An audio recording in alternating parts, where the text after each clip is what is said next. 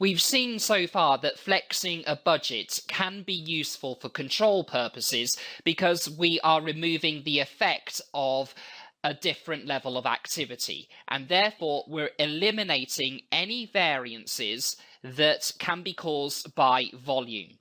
But we are still assuming certain things when we're flexing the budget. We're still making assumptions based on price of our costs when we're flexing the budget.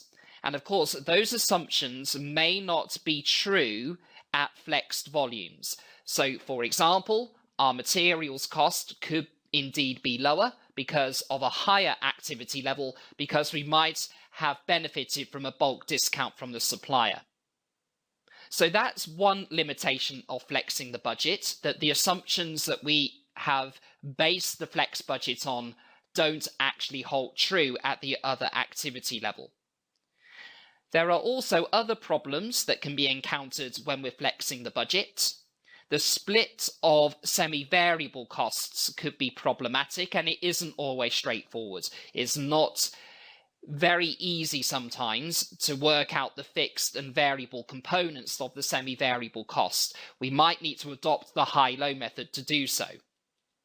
We've already talked about the assumptions on the original budget in terms of variable costs not being truly variable, but we might also need to take into account limiting factors, a shortage of material or labour. We might need to look at the inflation that we assumed on the original budget. That inflation, if it comes in higher or lower, can skew the flexing activity. Future uncertainty. Are we going to have certain variables that are uncertain? Were they apparent at the actual activity level or not?